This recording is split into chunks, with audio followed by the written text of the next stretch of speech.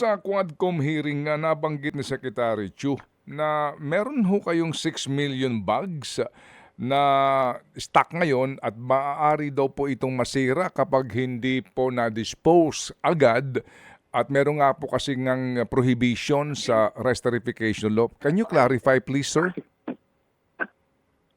Ganito, no? Yung nabanggit ni Secretary is around 6 million bags ng katumbas na bigas, no? Ito po yung actual stocks natin ngayon sa ating mga warehouses na gusto sana natin na ma-dispose or mailabas sa merkado or mailabas sa mainstream para ho magkaroon ng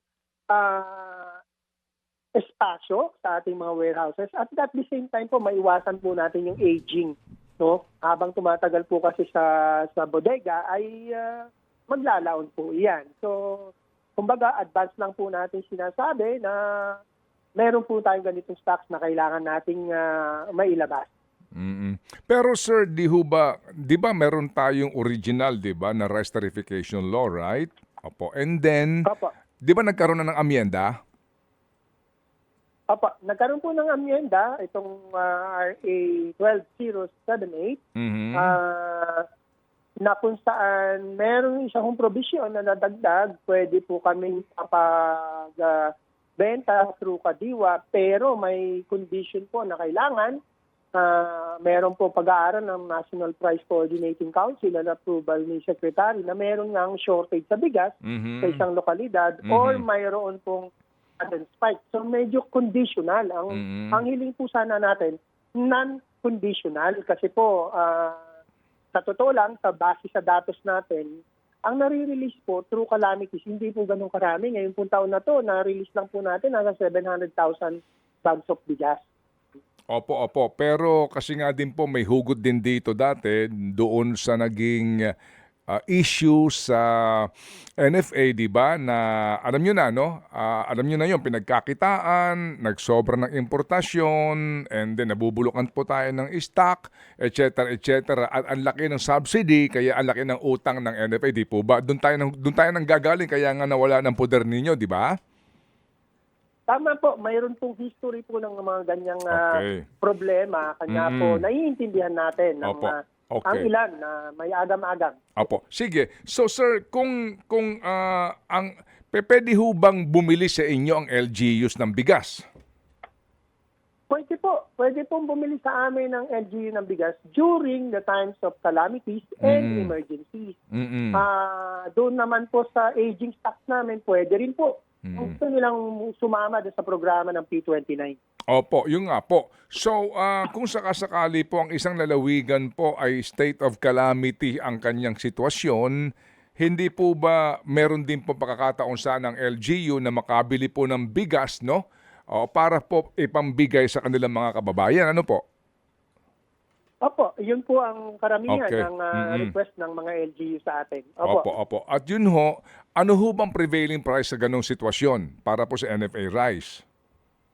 Sa ngayon po, ang ating selling price sa ganyan pong regular stocks natin ay sa mukha po na si DSWD, 38 pesos po kada kilo. Okay, sige po. So sir, ganito, in the light po na hindi po muna maibibigay ng Kongreso malamang, no, itong hinihingi ng inyong secretary, ano po ang remedyo po ninyo para hindi kayo mabulukan ng maraming bigas? Sa ngayon po, nilalabas po namin lahat po nung OTRA, yung one-time rice allowance ng mga kawani ng pamahalaan na meron pa po tayong balance at the same time yun pong kaka-approve na AO 26 kung saan po yung mga uniformed personnel po ng gobyerno ay binigyan po ng one-time rice allowance. Yun po yung ating piniprepare ngayon at pinire-release. Sana po madagdagan itong mga ito para at least makatulong po sa pagpapaluwag ng ating mga bodega. At the same time, pag-prevent ng aging ng ibang mga stock. Opo, pero sa inyo pong forecast, ilang pong milyong sako ng bigas ang maaari nyo ma-dispose dito po sa mga adhikain na ito?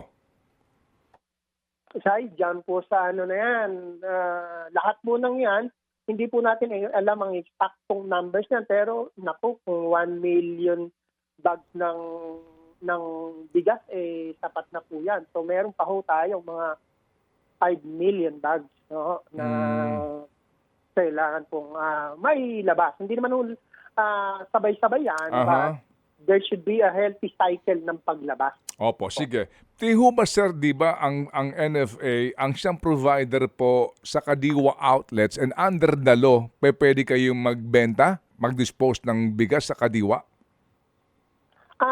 Ang under the law po ay pwede naming ibenta ang bigas bago ito maging unfit for human consumption. Nasa batas po yun.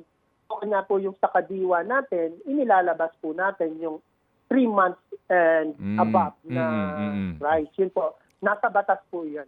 Opo. So, yun hubang Kadiwa na limitado ngayon, talaga hubang kinakailangan muna po na mag-set up ng as in Kadiwa na ganyan, gayong maari ho naman kayong maglagay ng maari mo lamang tawagin na Kadiwa Bigasan Center sa lahat ng bigasan sa lahat ng palengke?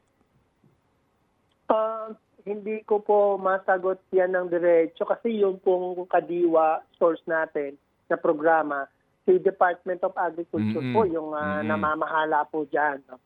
Opo. Pero kayo po, kung kayong tatanungin po, Sir Larry, ano po ang mali, kung wala itong batas ano po ang pinakamabilis na paraan at legal na paraan for you to be able to dispose ang inyong stock na hindi kayo mabulukan? Sa ngayon po, hindi ko pa naiisip kung ano yung pinakamabilis na mailabas po ito, no? Pero sana nga magkaroon nga po ng order from executive order para po magawa namin to. Yun po ang ating isa sa mga nakikita.